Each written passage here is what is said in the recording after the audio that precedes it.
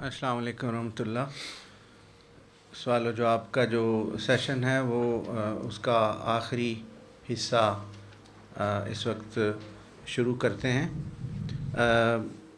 ابھی ایک ہمارے دوست یہاں مہمان آئے ہوئے ہیں، انہوں نے ایک سوال کیا تھا۔ جب حضور سوال و جواب میں مصروف تھے تو انہوں نے ایک سوال پوچھا کہ کیا حضور علیہ السلام کی زندگی کے بعد ان کی جو فیملی ہے، جیسے کہ ان کے بچے ہیں، کیا یہ خلافت جو ہے وہ اس طرح وراثت میں یا اس طرح کہ ان کے بچے جو ہیں ان کے اندر منتقل ہو جائے گی؟ تو میں نے انہیں سمجھانے کی کوشش کی، لیکن بہرحال یہ سوال ان کا ہے تو حضور کے لیے، تو حضور سے میں درخواست کرتا ہوں کہ حضور اس کا جواب دیں۔ شکریہ۔ یہ جو سوال ہے اس سلسلے میں ایک دو باتیں گزارشات آپ لوگوں کی خدمت میں کر دیتا ہوں۔ پہلی بات تو یہ ہے کہ آپ یاد رکھیں کہ میری بات جو ہوگی وہ خلافت نہیں ہوگی، کیونکہ خلیفہ اللہ بناتا ہے۔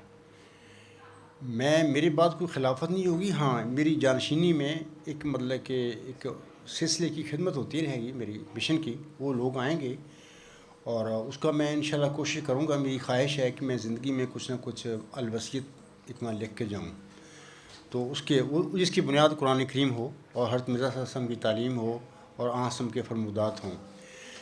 لیکن خلیفہ جو ہوگا یہ تو جب غلطیاں پیدا ہوں گی میرے بعد، لوگ جرائم کریں گے، غلطیاں ایسی کر لیں گے۔ مثال کے طور پر خاندانی گدی بنا لینا بھی بہت بڑی غلطی ہے، اس میں بھی لوگ پھنس جاتے ہیں، جیسے کہ جماعت احمدیہ قادیان میں یہ تماشا ہو گیا ہے۔ تو پھر ان غلطیوں کو دور کرنے کے لیے اللہ تعالیٰ کھڑے کرے گا، وہ اللہ کا بنایا ہوا خلیفہ ہوگا۔ یہ تجدیدی سلسلہ جو محمد صلی اللہ علیہ وسلم نے فرمایا یہ قیامت تک چلے گا، اس کا یہ بند نہیں ہو سکتا، کیونکہ جب تک نفس کے ساتھ بندے پیدا ہوتے جائیں گے تو کیسے بند ہو جائے؟ وہ غلطیاں ہوں گی تو اللہ تعالیٰ کی طرف سے وہ غلطیوں کو اصلاح کرنے والے بھی آتے رہیں گے۔ دوسری بات یہ ہے کہ میرے بعد کیا میری خاندان میں یہ میری بن جائے گی، گدی بنا لیں گے میرے بچے یا میری نسل کے لوگ؟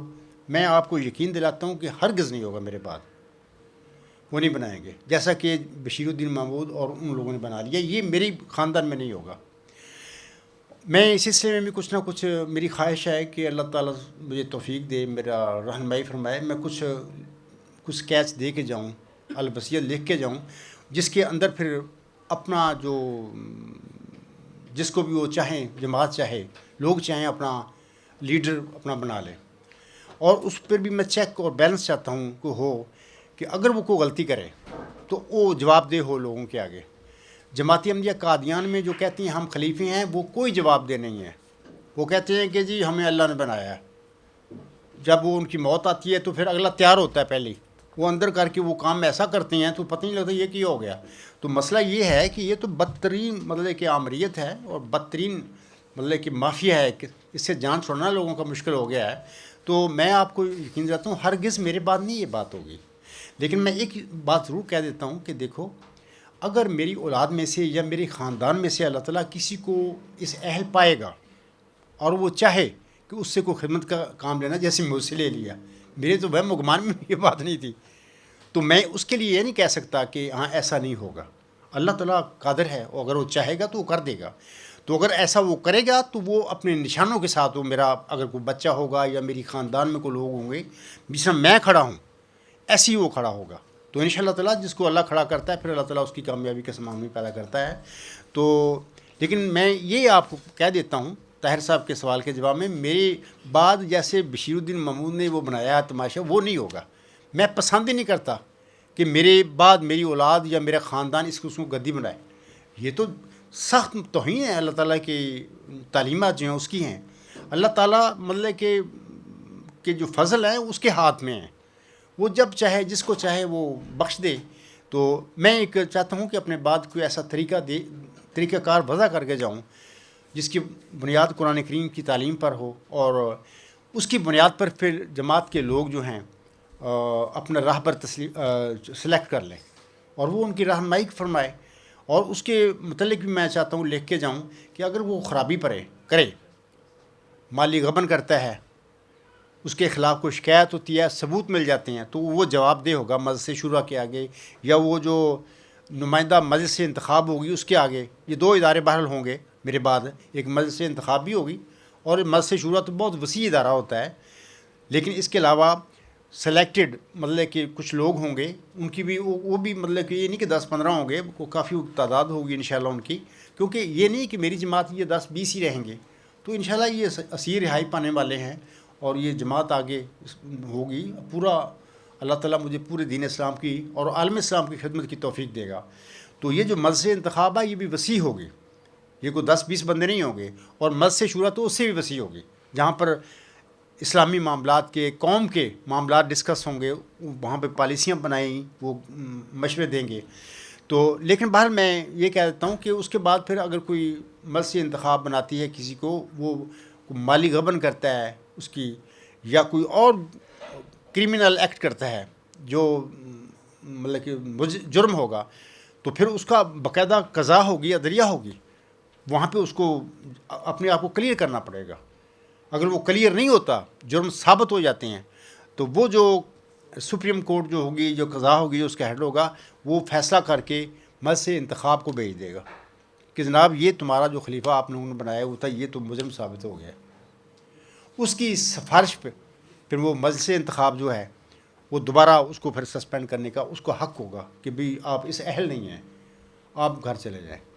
دوبارہ مجلس شورا کو پھر وہ ریکویسٹ کرے گی کہ نیا ایک امیر یا جو بھی نمائندہ قائد منتخب کیا جائے، تو وہ کریں گے.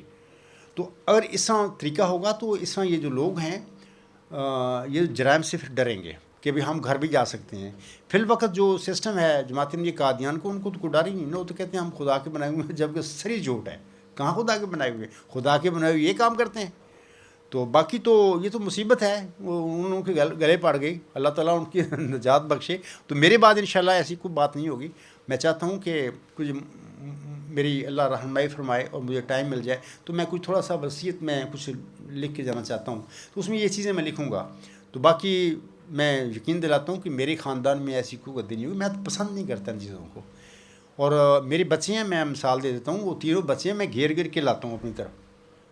ان کا تو یہ حال ہے بھی، ایک مشن ہے، میں تمہارا والد ہوں، تو وہ اتنا نہیں وہ اس میں ہے مطلب کہ جیسا کہ بشیر الدین محمود نے کیا یا وہ ان کے خاندان نے کیا، وہ بڑے عجیب بات ہے نا. تو بہرحال دعا کریں میرے لیے بھی، میرے بچوں کے لیے بھی کریں، اللہ تعالیٰ ان کو بھی صراط مستقیم پر چلائے، تقویٰ کی راہوں پر چلائے. ہمیں اللہ کی رضا مطلوب ہے، ہمیں نہیں چاہیے. میں سمجھتا ہوں کہ میرے خاندان کو، میرے بچوں کو جو اللہ نے میری رنگ میں دے دیا ہے وہ اتنا بڑا ہے، وہ اس کا بھی شکر کرتے چلیں تو وہ بہت ہے. تو باقی اللہ تعالیٰ جس کو چاہے، میری جو پیروکار ہوں گے، جس کو چاہے گا تو میرے جانشین کے طور پر کھڑا کر دے گا. تو انشاءاللہ یہ پھر بات ہوگی. میرے خیال امید ہے سوال کا جواب آگے ہوگا. جزاک اللہ. حضور ابھی کسی نے سوال پوچھا تھا کہ آپ کیا سسٹم جو ہے وہ اس جماعت کے لیے دے رہے ہیں یہاں.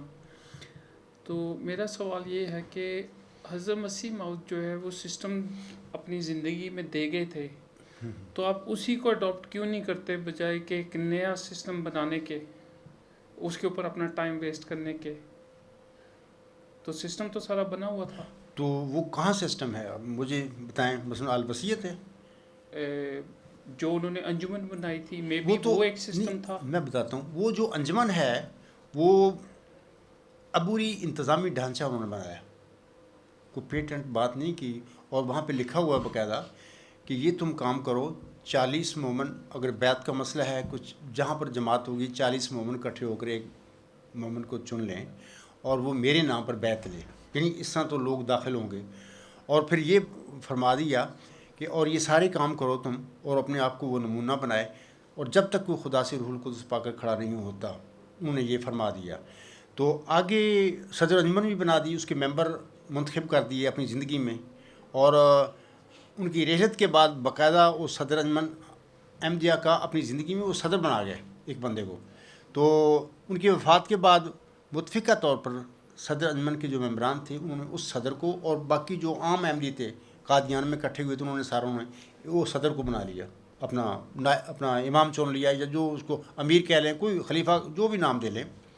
ویسے خلافت کا حضور صاحب نہیں دیکھ گئے کہ میرے بعد کوئی خلیفہ میرا وہ ہوگا. خود فرماتی ہیں الوصیت میں، میں اللہ کا خلیفہ ہوں اور یہ انجمن میری جانشین ہے. وہ سارے ہی لوگ تھے جانشین. مسئلہ اصل میں بعد میں کیا خرابی پیدا ہوئی کہ بشیر الدین محمود کو پتہ تھا کہ نور الدین کی وفات کے بعد یہ 13 جو بندے ہیں یہ مجھے نہیں جماعتی احمدیہ کی قیادت دیں گے. وہ ہر صورت جماعت کا قائد بننا چاہتا تھا.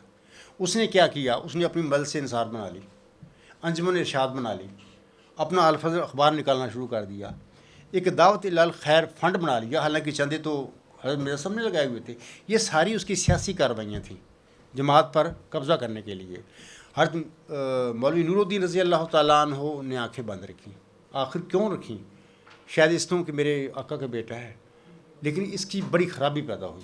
مطلب کہ وہ اب جو جتنی خرابیاں ہیں جماعت میں یہ ساریاں تو ان کی آنکھیں بند کرنے سے ہوگی. تو میرا مقصد کہنے کا ہے کہ اس نے پھر خلیفہ اپنا مولوی نور الدین رضی اللہ تعالیٰ عنہ کی رحلت کے بعد اپنی مدد سے انصار میں وہ 40 بندے اکٹھے کر لیے. دیکھیں نا الوصیت میں ہے نا کہ 40 مومن جو اپنے میں سے کر لیں وہ بھی ہے. اس نے وہ چھوڑ دیا. جو مجلس متمدین یا صدر انجمن کے 13 بندے تھے ان کو چھوڑ دیا. اچھا ان مجلس انصار میں کوئی 2-3 ادھر سے بھی لے لیے بندے, یعنی کہ یہ نہیں کہ اس میں ہے ہی نہیں ہے, یعنی جو اس کے رشتہ دار تھے وہ 3-4-5 اور سید امروہی صاحب پتہ نہیں کیا نام تھا ان کا وہ بھی شامل تھے. ہاں تو نواب محمد علی خان صاحب بھی میرے خیال وہ بھی تھے. تو اس قسم کے بندے بھی تھے لیکن 7 نہیں تھے. ان کی 13 میں سے 7 ضروری تھے میں سمجھتا ہوں. اگر 7 کے ہوتے ہوئے اگر کوئی الیکشن ہوتا وہ میں کہتا ہوں وہ ٹھیک تھا. میرا صاحب نے یہی فرمایا ہے. تو بھی میں جو بنا رہا ہوں انجمن اس کی جو میجورٹی فیصلہ کرے گی وہ رائٹ ہوگا, اس کا وہ حق ہے, وہ عدالتوں میں بھی قانون میں بھی وہ چلے گا. تو چونکہ وہ بشیر الدین محمود کو پتہ تھا کہ اس کی میجورٹی 7 بندے وہ مجھے تو چننے کے لیے تیار ہی نہیں ہے, اس کو پتہ لگ گیا تھا. تو اس نے یہ کام سارے پہلے کر لیے اور اس نے پھر وہ فائدہ اٹھایا کہ حضور یہ بھی کہہ کے گئے ہوں. یہی تو مسئلے ہیں الوصیت میں. آپ کہہ رہے ہیں نا کہ نظام بنا گئے ہیں, یہ نظام تو ہے ہی نہیں. وہ 40 سے وہ اپنا کام کر لیا اس نے, وہ بیچارے لاہور بھیج دیے. مقصد کہنے کا ہے کہ یہ الوصیت لکھی ہے, اس میں سے بہت ساری چیزیں ایسی ہیں کہ بعض لوگوں نے کچھ سمجھ لیا, بعض نے کچھ کہا. میں چاہتا ہوں کہ اللہ تعالیٰ مجھے توفیق دے, کیونکہ بنیادیں میں چاہتا ہوں کہ ایسی میں دے کے جاؤں کہ جن کی بنیاد پر پھر آگے یہ رشد و ہدایت یافتہ جو لوگ ہیں مطلب کہ نیک لوگ ہیں اس کے مطابق پھر اپنا لیڈر چن لیں. اس میں یہ سیاسی باتیں نہ ہوں. مطلب کہ اس رنگ میں میری دعا ہے. اب اللہ کا دیکھیں, اللہ مجھے توفیق دیتا ہے نہیں دیتا, تو اگر مل گئی تو میں انشاءاللہ کر کے جاؤں گا کہ یہ جو الوصیت میں یہ مسئلے ہیں اس قسم کی اس میں نہ ہوں, کلیئر بات ہو. اور پھر دوسری بات میں زیادہ کرنی یہ چاہتا ہوں کہ الوصیت میں یا میرا صاحب نے تو یہ بات کہی نہیں, نہ کوئی خلیفہ کہا ہے, کچھ بھی نہیں کہا. خود بشیر الدین محمود کہتا ہے کہ خلافت کا تو وجود ہی نہیں ہے, الوصیت میں کہہ کہ نہیں گئے. تو وہ خلیفہ ثانی بن کے بیٹھ گیا 1914 میں. تو یہ ساری جاتیاں ہیں. لیکن میں یہ آپ لوگوں کو بتانا چاہتا ہوں کہ میں یہ چیز ضرور کر کے جاؤں گا کہ میری جانشینی میں جو بندہ ہوگا اگر کوئی غلط کام کرے گا تو امت کا, جماعت کا, لوگوں کا حق ہے کہ اس سے پوچھیں اور عدلیہ پر لے کے جائیں اس کو. اور جو عدلیہ ہوگی, قضا ہوگی اس مرنے میں جو بھی ہے اس پہ وہ جو مقدمہ ہوگا اس پر وہ فیصلہ ہوگا, اس کو حق ہوگا اپنی صفائی کا پوری. اور جنہوں نے دیکھا ہے جرم کرتے ہوئے جن کے پاس ثبوت ہیں وہ بھی ہوگا. اس کے بعد ان کا فیصلہ ہوگا.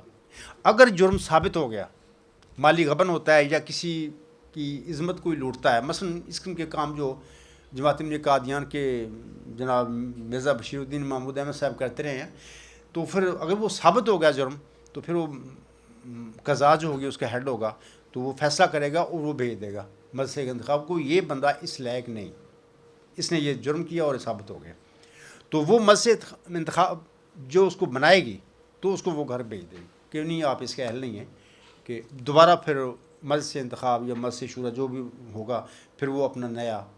یہ ضروری اس لیے ہے تاکہ محاسبہ رہے. اس کے علاوہ کوئی چارہ نہیں ہے کہ اللہ کا جو بندہ ہوتا ہے نا, اللہ کھڑا کرتا ہے, وہ ایسا بندہ ہوتا ہے کہ اس نے اللہ کو دیکھا ہوتا ہے, وہ دنیا کی طرف نہیں جاتا اور دنیا اس سے اللہ ہی نکال دیتا ہے. اس کو کوئی دلچسپی نہیں ہوتی کہ میرے ووٹ ہوں گے فلانا ہو گیا, اس کا دل کی نہیں اس باتوں کے, کیونکہ اللہ نے اس کو کھڑا کیا ہے.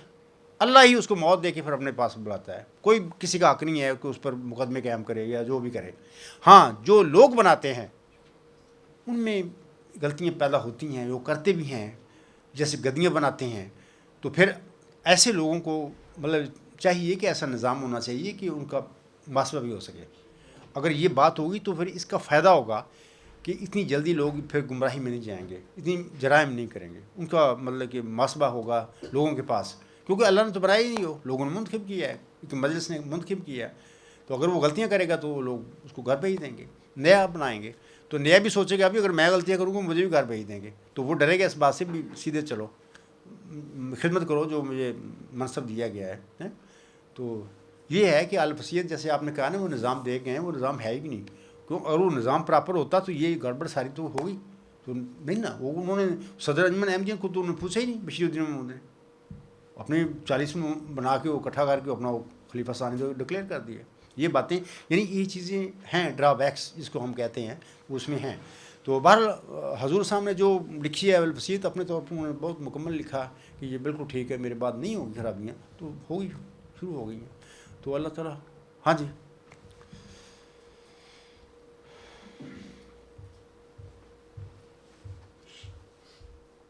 حضور السلام علیکم ورحمۃ اللہ وعلیکم وبرکاتہ. السلام. حضور ایک سوال ہے, ویسے تو اس کا جواب ہم سب کو پتہ ہی ہے, لیکن ایک بہرحال ہائپوتھیٹیکلی پوچھنا چاہتا ہوں. پہلی تو یہ چیز ہے کہ جب حضرت مسیح علیہ السلام مذہبی دنیا میں آتے ہیں تو آپ یہ فرماتے ہیں کہ مجھ سے پہلے جتنے بھی مجدد محدث اور ولی اولیاء آئے انہوں نے اپنے کبھی بھی یہ دعویٰ نہیں کیا کہ وہ هو الذی ارسل رسولہ بالہدی ودین الحق لیظہرہ علی الدین کلہ کے مصداق بنیں گے. لیکن جب میرا وقت آتا ہے تو اللہ تعالیٰ مجھے الہام کر کے کہتا ہے کہ یہ کام تیرے ہی ہاتھ میں اور تیرے ہی وقت میں پورا ہو. تو ہم دیکھتے ہیں کہ کچھ عرصے کے بعد بات آگے چلتی ہے تو آپ فرماتے ہیں کہ ممکن ہے کہ من جانب اللہ کوئی ایسا شخص آئے جو میری ہی ذریت سے ہو اور اس کے ہاتھ سے یہ کام انجام پذیر ہو, کیونکہ آپ کے زمانے میں یہ کام نہیں ہوتا. اور ہم یہ بھی دیکھتے ہیں کہ بے شمار جو علماء تھے انہوں نے حضرت مسیح موعود علیہ السلام کو قبول کیا. اس کی ایک وجہ یہ بھی تھی کہ مسالکۃ اقبال جو یہ سمجھتے تھے کہ یہ ان کے ہاتھ میں اللہ تعالیٰ نے یہ کام کروانا ہے کیونکہ یہ اس کا وقت ہے. لیکن ہم دیکھتے ہیں ایسا نہیں ہوا. اب ہم آج کے دور میں آتے ہیں تو آپ کا بھی یہ دعویٰ بڑی شدت کے ساتھ یہاں پڑا ہوا ہے, ہم دیکھتے ہیں. اور آپ بے شمار دفعہ اس بات کو ریز کرتے ہیں پیشگی مسلمات میں, اللہ تعالیٰ جو فرماتا ہے کہ اس کا ظہور جلال الہی کے ظہور کے مترادف ہوگا, وہ جلد جلد بڑھے گا اور رسولوں کی رستگاری کا موجب ہوگا, قومیں سے برکت پائیں گی, تب وہ اپنے نفسی نقطہ آسمان کی طرف اٹھائے جائے. یعنی کہ انقلاب, وہ انقلاب جو حضرت مسیح علیہ السلام کے زمانے میں نہیں ہوا وہ اس زمانے میں ہوگا. اور آپ نے بھی اس کی ایک ڈیٹ 2028 دی ہے, اور جیسا کہ آپ نے فرمایا تھا کہ میرا یہ 2028 اللہ نے دی ہے الہام سے. ٹھیک ہے. تو حضور یہاں پر یہ پوچھنا چاہتے ہیں کہ ٹھیک ہے یہ چیزیں ہم دیکھتے ہیں کہ عیسیٰ علیہ السلام کے زمانے میں بھی یہ ساری پیشگوئیاں موجود تھی کہ he will be the king of Jews, اور وہ سارے جو ہے فرقوں کو اکٹھا کرے گا اور اس کا جو ہے توحید کو قائم کرے گا. وہ چیزیں نہیں ہوتی جو آج تک ایک چلتی آ رہی ہیں اور کہا جاتا رہا ہے. ہے. جہاں پر یہ سوال پیدا ہوتا ہے کہ اگر آپ کے زمانے میں یہ چیزیں نہیں ہوتی, فرض کرتے ہیں, اور جب کہ ہم تو پھر ہمیں کیا کرنا ہوگا؟ کیا ہمیں پیچھے دیکھنا پڑے گا کہ پیچھے ہم سے غلطی لگی ہے, حضرت مسیح السلام سے غلطیاں لگی ہیں, تو ہماری کیا ہمیں, کیونکہ موت تو 2 ہی ہیں, اس کے بعد تو کوئی موت نہیں ہے. تو ایک فرضی سوال ہے. جی ٹھیک ہے, شکریہ. میں ڈاکٹر مسعود کے جو سوال ہے بڑا اچھا ہے. تو میں اس سلسلے میں میں آپ کو یہی کہوں گا کہ جو میں نے اسٹڈی کی ہے, جو میں نے مذہب کو دیکھا ہے, اور جو آپ بھی جانتے ہیں اس بات کو کہ علاوہ اس ذکی غلام کے جس کو اللہ نے محمد مریم کو دیا ان کی دعاؤں کے نتیجے میں, علاوہ اس کے کوئی اور وجود ہے ہی نہیں امت محمدیہ میں. اور یہ جو غلبہ اسلام ہے اس عیسیٰ بن مریم کے ساتھ وابستہ ہے. مطلب آسم کے حدیثوں سے بھی پتہ لگتا ہے, امت محمدیہ کا بھی اجماع اس بات پر. اور مرزا غلام احمد صاحب نے بھی تریاق القلوب میں بھی اور براہین احمدیہ میں بھی یہی لکھا ہے. براہین احمدیہ میں تو لکھا تھا کہ جب وہ آئے گا تو وہ سارے کام کرے گا، میں تو صرف رستہ صاف کرنے والا ہوں. تو آگے تریاق القلوب میں انہوں نے فرمایا تھا کہ یہ میری زندگی میں ہی وہ وجود ہوں، مسیح عیسیٰ ابن مریم ہوں، اور میری زندگی میں یہ بات میرے ذریعے اللہ تعالیٰ کرے گا. لیکن میں جو سمجھتا ہوں کہ جس طرح بڑی طاقت سے اللہ تعالیٰ کی طرف سے یہ بات میرے دل میں پڑتی ہے اور میرے لیے کوئی چارہ نہیں ہے بھی سوائے اس ذکی غلام کے جس کے متعلق وہ قومیں اس سے برکت پائیں گی اور زمین کے کناروں تک شہرت پائے گا. یہ تو حدیث نہیں ہے، یہ تو بڑا الہامی کلام ہے، میرا سفر نازل اور ہے سچا. تو میں سمجھتا ہوں کہ یہ جو معاملہ سارا ہے حضور صاحب کی زندگی میں اگر نہیں ہوا تو یقیناً یہ اس ذکی غلام کے ساتھ اس کا وابستہ ہونا ہے. اور دوسری بات یہ ہے کہ یہ غلبہ کوئی توپ تلوار سے نہیں ہوگا، کوئی میٹیریل ویپنز نہیں ہوں گے، یہ علمی نظریاتی جنگ ہوگی جس کے ذریعے اللہ تعالیٰ باؤ ذکی غلام مسیح عظمیٰ کو اللہ کی مدد حاصل ہوگی، اور ان شاء اللہ تعالیٰ وہ دلائل کی دنیا میں، علم کی دنیا میں یہ جھنڈا ہے غلبہ اسلام کا وہ گاڑے گا. باقی اب سوال یہ بھی رہتا ہے کہ اگر آپ کے وقت میں یہ نہ ہوا تو پھر ہم کیا کریں؟ یہ اصل بات ہے. تو میں آپ سے کہوں گا بھی اس وقت میرے پاس اس کا جواب کوئی نہیں ہے، میں اندازے سے بھی نہیں کچھ کہتا ہے گا، بل دعا کریں کہ جیسے کہ اللہ تعالیٰ نے مجھے فہم دیا ہے ایسے ہی ہو جائے، آپ کے آگے کوئی سوال ہی نہ پیدا ہو، بعد میں آپ بھی اطمینان، ساری پوری قوم بھی ہے تو ٹھیک ہو گیا. تو ایک دو تو جھٹکے لگ چکے ہیں امت کو. اب دعا کریں کہ اللہ کرے کہ وہ جو ذکی غلام مسیح عظمیٰ ہیں اللہ تعالیٰ توفیق دے اس کو کہ یہ جو هو الذی ارسل رسولہ بالہدی ودین الحق لیظہرہ علی الدین کلہ میں جو دین اسلام کی فتح اور غلبے کا وعدہ ہے، تو اللہ تعالیٰ اس سازش کو توفیق بخشے اور ہم سب کی زندگیوں میں یہ اللہ تعالیٰ نظارہ دکھائے اور ہو جائے. تو باقی اگلا پھر میں نے کہہ دیا کہ میں تو کچھ کہہ ہی نہیں سکتا اس بارے میں، پھر اللہ جانتا ہے، اللہ کے بندے جانے، پھر کوئی نہ کوئی مجھے نہیں پتا کیا ہوگا. پھر اگر یہ نہیں ہوتا، میری زندگی میں نہیں ہوتا، تو پھر اللہ تعالیٰ ہی پھر جانتا ہے اس بات کو، اس کی حقیقت کو. میرے ذہن سے باہر ہے یہ چیز اس وقت میں کچھ نہیں کہہ سکتا. تو میرے خیال میں کافی سوال آپ کے جواب ہو گیا ہے. ٹھیک ہے، تو اور کوئی سوال ہے؟ ٹھیک ہے.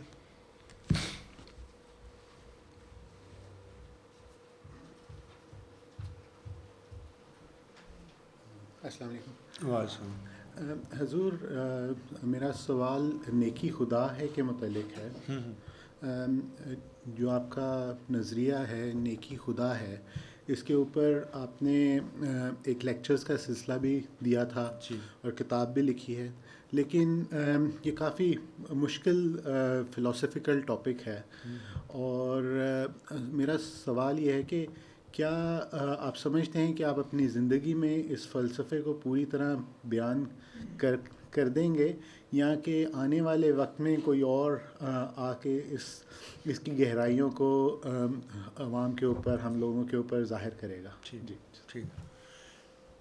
شاید میں آپ کے سوال کے جواب میں یہی کہوں گا کہ ورچوئز نالج جو کنسیپٹ ہے اس سقراط پر نازل ہوا، اور ساری زندگی سقراط جو نیکی کی ماہیت ہے اس کے لیے وہ تلاش کرتا رہا، لیکن اپنی پہلے تو وہ لکھتا ہی نہیں تھا، اس نے لکھا نہیں ہے زندگی میں نا، زبانی کلام تھا اس کا، اپنے شاگردوں کو زبانی بات کہتا تھا. تو اس نے زبانی بھی اس بات کی جو ماہیت ہے نیکی کی، کنسیپٹ ہے یہ، صرف یہ لفظ ہے نیکی چھوٹا سا بظاہر، ایریٹے ہے، یونانی لفظ جو ہے اصل ایریٹے، تو اس کا ترجمہ ورچو کیا ہے. بعض ڈس سے ایگری بھی کرتے ہیں کہ نہیں اس کا پراپر ترجمہ ورچو نہیں ہے، کچھ اور بنتا ہے.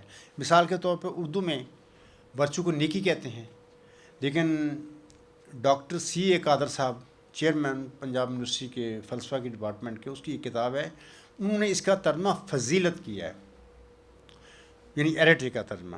تو میں آپ کو بتانا چاہتا ہوں کہ سقراط نے اپنی زندگی میں جو اس کا کوئی پراپر جواب نہیں دیا، لیکن کچھ اشارے دیے ہیں کہ یہ جو کنسیپٹ ہے یہ ہے کیا. مثال کے طور پر اپنی زندگی میں وہ کہتا ہے کہ یہ جو ایک ہے وجود، ایک.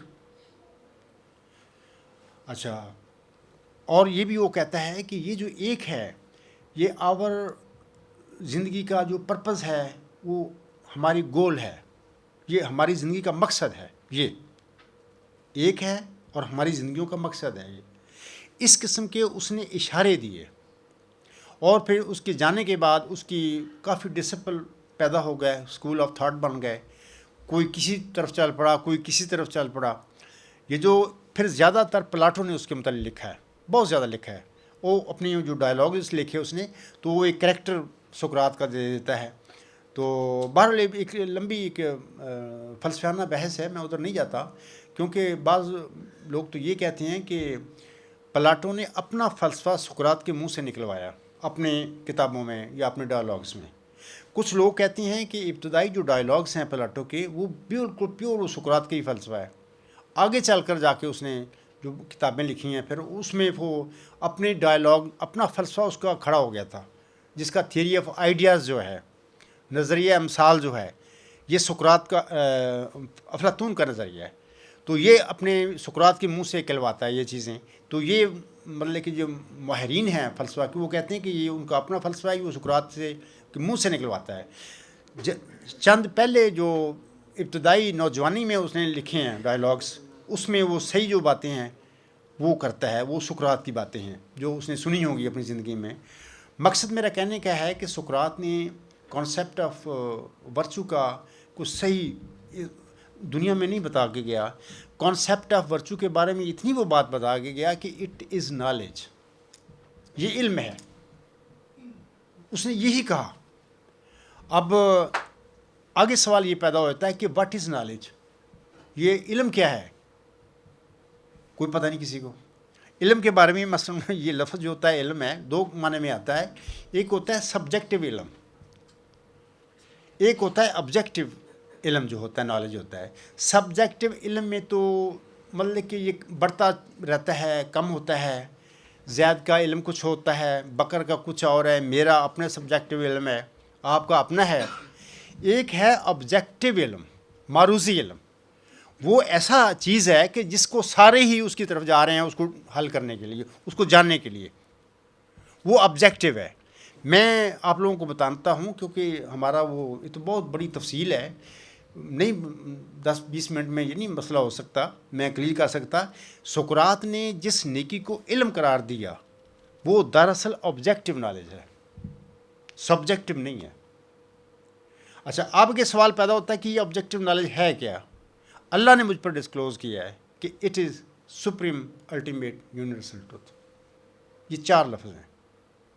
آپ ان 4 لفظوں پہ غور کریں، غور کرتے چلے جائیں، آپ ایک وجود تک پہنچیں گے. یعنی وہ ٹروتھ ہے لیکن وہ الٹیمیٹ یونیورسل اور سپریم ہے. یہ سوائے اللہ کی ذات کے اور کچھ ہو ہی نہیں سکتا. کوئی بھی فلاسفر دنیا میں آ جائے، کوئی بھی محقق آ جائے، نکل ہی نہیں سکتا ایسے باہر. یہ اس نظریے کی شان ہے ورچوئس گاڈ کی، کہ مطلب کہ اس کے آگے بے بس ہے دنیا. یعنی وہ لوگ جو عقل پرست ہیں، جو عقل کو کہتے ہیں کہ یہی رہنما ہے ہماری اور اس کے ذریعے ہم سب کچھ کرتے ہیں، وہ عقل بے بس ہو جاتی ہے اس کے آگے. تو انشاءاللہ تعالیٰ جب مجھے موقع ملے گا، ابھی میں نے کہا ہے کہ میں چاہتا ہوں کہ کچھ ذمہ داریاں میرے ساتھی لے لیں، کچھ تھوڑی سی مجھے ٹائم دیں تاکہ میں فل ٹائم دوں اس کی طرف، میں لکھوں. باقی آپ نے شعیب صاحب کے سوال میں تھا یہ تو نہیں ہوگا کہ آپ کے بعد جیسے سقراط چلا گیا، اچھا اس کے ورچوئس نالج کو میں نے انٹرپریٹ کیا. وہ مجھے وہ نہیں بتا کے گیا کہ یہ جو نالج ہے یا یہ جو ورچو ہے یہ it is supreme ultimate universal truth. اس نے نہیں کہا، یہ میں کہہ رہا ہوں کہ وہ آبجیکٹیو نالج کو کہہ گیا ہے نکی ایریٹے، اور objective knowledge means supreme ultimate universal truth. اچھا، یہ تو معاملہ ہو گیا سقراط کے ساتھ. اچھا، اس کے بعد پھر اللہ تعالیٰ نے اس ایک سٹیپ بڑا مجھے کانسیپٹ دیا، وہ یہ ہے virtuous God. Virtuous knowledge supreme ultimate universal concept نہیں ہو سکتا. ورچوئس گاڈ جو ہے سپریم الٹیمیٹ یونیورسل کانسیپٹ ہے، یہ ہے. تو اللہ تعالیٰ نے اس عاجز پر حضرت مرزا صاحب وسلم کی غلامی میں، آسم کی غلامی میں، یہ آپ کے غلاموں کی یہ شان تھی کہ اللہ نے یہ مجھ پر الہام کیا ورچوئس گاڈ. اور میں کھول کے بتا رہا ہوں، بلکہ وہ جو لکھا ہوا ہے کوئی تھیسس ہے میرا، وہاں پہ کافی تفصیل ہے. تو چونکہ میں آپ لوگوں کو میں نے بتایا کہ میں نے زیادہ تر اپنا مسلم موعود کی پیش گوئی کو بڑی میں نے کر چکا ہوں، بہت وقت دیا ہے میں نے، اور اب میرے زیادہ تر مضمون ہی اس موضوع پر ہیں. اور یہ بھی میں نے کہا کہ یہ انٹرنل معاملہ ہے، اس میں پیشگوئی مسلم موت میں نہ مسلمانوں کو کوئی تعلق ہے نہ پوری دنیا ہے، ان کو کیا مسلم موت ہے، یہ جماعت احمدیہ میں ایک پیشگوئی ہے، اس کا جھگڑا ہے. تو میں اب میری دلی خواہش ہے کہ میں تھوڑا سا ٹائم نکالوں اور نکال کے اس کی طرف توجہ دوں. بہرحال سقراط کا جو ورچوئس نالج تھا اس کی انٹرپریٹیشن نہیں کی، لیکن جو ہے وہ درست نہیں ہے. پلاٹو نے بھی جو تھیوری آف آئیڈیاز کہا اور آگے اس کے شاگرد نے ارسطوٹل نے کچھ اور کہہ دیا، ان کا اپنا آپس میں کنٹراڈکشن پیدا ہو گیا. ایک اور کچھ کہہ رہا ہے، دوسرا اس کا استاد شاگرد ہے وہ اور کچھ کہہ رہا ہے. لیکن میں آپ کو یہ بات بتا دیتا ہوں جو میں نے اسٹڈی کیا ہے کہ عقل کی دنیا میں جہاں تک ارسطو پہنچا نا، وہ عقل کا اینڈ ہے جو میں نے پڑھا. وہ اس مقام تک چلا گیا، آگے عقل کا کام ہی نہیں، یعنی استاد سے بہت آگے چلا گیا. لیکن اس کے باوجود بھی وہ ایک جگہ پر کیونکہ الہام نہیں ہے تو وہ اس کا حل نہیں دے سکتا کہ یہ ورچو ہے کیا اور یہ نالج ہے کیا، اس کے بس میں نہیں بات، یہ کر بھی نہیں سکتا کیونکہ سوائے الہام کی یہ بات نہیں ہو سکتی، کیونکہ اللہ تعالیٰ خود یہ علم دیتا ہے. یہ کامل علم اور کامل معرفت اللہ کی عطا ہے، وہ جس کو چاہے دے. تو میں آپ لوگوں کو بتانا چاہتا ہوں کہ ایسے انشاءاللہ نہیں ہوگا کہ ورچوئس گاڈ کی میرے بعد آگے پھر کوئی آئے گا تو اس کی وہ کلیریفیشن کرے گا، ایکسپلینیشن کرے گا. نہیں، میں انشاءاللہ میری کوشش ہے کہ ایز سون ایز پاسبل میں اس کو پورا ڈیٹیل کے ساتھ اس کو کلیئر کر کے اور میں پبلش کروں، اور میں بڑی جلدی چاہتا ہوں دنیا علم میں جانا. ٹھیک ہے، میں نے ایک کانسیپٹ ہے، نظریہ دی ہے، لوگوں کا حق ہے، محققین کا حق ہے یا جو ریشنلسٹ لوگ ہیں ان کا حق ہے کہ اس پہ اعتراض کریں. میں اس کو ڈیفینڈ کروں گا. اگر اس پہ اعتراض ہو سکتا ہوا تو وہ اعتراض کریں گے، اگر نہ ہو سکتا تو ان کو ماننا پڑے گا اس کا انشاءاللہ تعالیٰ. لیکن بہر شاہد صاحب کی میں بات یہ کہتا ہوں کہ میں اپنی زندگی میں انشاءاللہ تعالیٰ سقراط کا والا معاملہ نہیں ہوگا تو میں اپنی زندگی میں انشاءاللہ اس کو مکمل کروں گا، اس کا کام کو. اور یہی نظریہ ہے جو غلبہ اسلام کی خبر دے رہا ہے. یہی وہ آسمانی حربہ ہے جس کا مرزا صاحب صاحب نے اپنی کتابوں میں ذکر کیا ہے کہ آسمانی حربہ کا ظاہر ہوگا، یہ آسمانی حربہ ہے. تو میرے خیال میں ایک سوال کو تھوڑا سا جی کریں. میں ایک تھوڑا سا کچھ چند منٹ میں لینا چاہتا ہوں. اچھا، اب میں تھوڑا سا نا، اب میں نے جان بوجھ کے ایک دفعہ میں زبانی میں چاہتا تھا کہ دوست سوال کریں. میں نے ایک ریٹرن میری جمعرات کو مجھے ایک میل ملی، اس کے 2 سوالوں کا جواب تو میں نے خطبہ جمعہ جو میرا کل تھا اس میں نے دے دیا. تو 1-2 سوال اس کے اور ہیں، یہ میں پڑھ دیتا ہوں ای میل، اتنا انشاءاللہ وقت آپ سنیں اس کو. تو چاہے وہ دوست نے بڑی محبت سے لکھا ہے. تو باقی ایک سوال جو اس کا ہے پہلا ہے، اس کا جواب تو کل میرا جو تقریر ہوگی اسی تقریر ہوگی اس پر، اسی سوال کا جواب جو پہلا ہے اس پہ میں جواب دوں گا. آخری ایک سوال ہے ان کا تو میں وہ پڑھ دیتا ہوں. وہ لکھتے ہیں، چوتھا سوال ہے، what I have understood from my study that your claim is somehow about being a مجدد. So my question is what تجدد correction you have done in your beliefs in the light of Quran اور سنہ. تو یہ ان کا سوال ہے. تو میں اس سلسلے میں 1-2 باتیں آپ لوگوں کو اس کو بتا دیتا ہوں جو سوال کنندہ ہے. پہلی بات تو یہ ہے کہ میں انہیں عزیزم جو ذیشان احمد ہیں یہ ای میل لکھنے والے، میں ان سے کہوں گا کہ ایک چھوٹا سا کتابچہ ہے جماعت احمدیہ صاحب نے شائع کیا، تو اس میں اس کے پیج نمبر 29 جو ہے اس پر لکھا ہوا ہے غلام مسیح الزماں کی بعثت کے اغراض و مقاصد. وہ پڑھیں، ذیشان احمد صاحب وہ پڑھیں تو انشاءاللہ تعالیٰ وہ جو مقاصد ہیں اس کے غلام مسیح الزماں کے بہت سارے میں نے وہ کر دیے ہیں، کچھ کر رہا ہوں، کچھ انشاءاللہ میں اپنی زندگی میں وہ سارے جو ہیں مکمل کر دوں گا. کو 18-19 میں نے وہاں پہ لکھے ہوئے ہیں کہ اس کے یہ کام ہیں. ایک بات تو یہ میں کہتا ہوں. دوسری بات یہ کہ میں نے مرزا مسرور صاحب کو ایک مبالغہ تحریری طور پر لکھ کے بھیجا ہے، اور اس میں جو مضمون ہے، مضمون نمبر 125 ہے میرا، اردو میں لکھا ہے. اس کو بھی عظیم ذیشان احمد صاحب پڑھیں. اس میں بھی بڑے بڑے جو جماعت احمدیہ قادیان میں غلطیاں کہہ لیں یا جرائم کہہ لیں یا فساد کہہ لیں ان کی میں نے اصلاح کی ہے. وہ مین 4 ہیں وہاں پہ نا، 4 یا 5 ہیں، وہ پڑھیں تو انشاءاللہ تو وہ بھی مطلب کہ میں نے اس کی اصلاح کیا. اور میرا چیلنج ہے جماعت احمدیہ قادیان کے خلیفے کو اور مولویوں کو، آئیں میرے میدان میں میرا مقابلہ کریں. جو میں نے بات کی ہے، کریکشن کی ہے، اس کو جھٹلا کے دکھائیں. کوئی بھی نہیں، آنے کے لیے تیار. تیسری بات میں یہ کہوں گا کہ خاکسار کے 129 مضامین اور میری کتب تجدید اور اصلاحات سے بھری پڑی ہیں. یعنی آپ پڑھیں گے مضمون میرے خطبات سنیں گے, میری تقاریر سنیں گی, وہاں پہ یہی کام میں نے کیا ہے. 14-15 سال ہو گئے ہیں, یہی میں بار بار چیزوں کا ذکر کیا ہے کہ یہ خرابیاں پیدا ہوئی ہیں. اس میں جماعت احمدیہ کی خرابیاں بھی آ گئی ہیں, اور عالم اسلام میں جو فساد پڑے ہوئے ہیں, کچھ غلط قید پڑے ہوئے ہیں, ان کا بھی میں نے ذکر کیا ہوا ہے بعض مضامین میں, بعض تقریروں میں, بعض خطبات میں.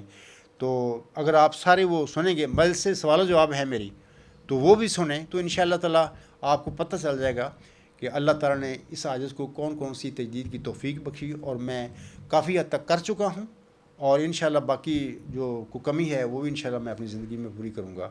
تو یہ تو آخری سوال جو عزیزم ذیشان احمد صاحب کا تھا, اس کا میں نے جواب دیا ہے.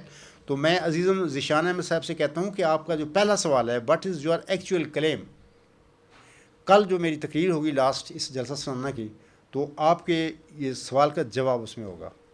اور بھی دوست ہیں جنہوں نے میرے پر یہ سوال کیا ہے, تو ان شاء اللہ تعالیٰ بہرحال آپ کا بھی یہ سوال اور باقی دوستوں کے بھی سوال, وہ لاسٹ اسپیچ جو میری ہوگی اسی کا جواب ہوگا ان سوالوں کا.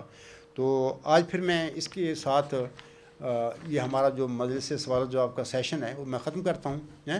تو امید ہے باقی جو کوئی سوال تھے, اور بھی لوگوں کے سوال تھے ریٹرن, لیکن اس کے تو ٹائم نہیں ہے ہمارے پاس نا.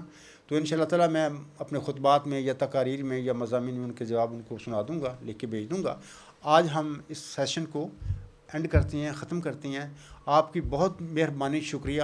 آپ لوگوں نے بڑے اچھے اور عمدہ سوال اٹھائے, اور جس حد تک میرے پاس کوئی علم تھا تو اس کی روشنی میں, تو علیم خبیر تو اللہ کی ذات ہے. دیکھو میں ایک بشر ہوں, انسان ہوں, جو محدود علم اللہ نے مجھے دیا ہے اس علم کی روشنی میں میں نے آپ سب کے سوالوں کے جواب دیے ہیں. باقی اصل جوابات تو اللہ کے پاس ہیں, وہ جانتا ہے سب کچھ نا.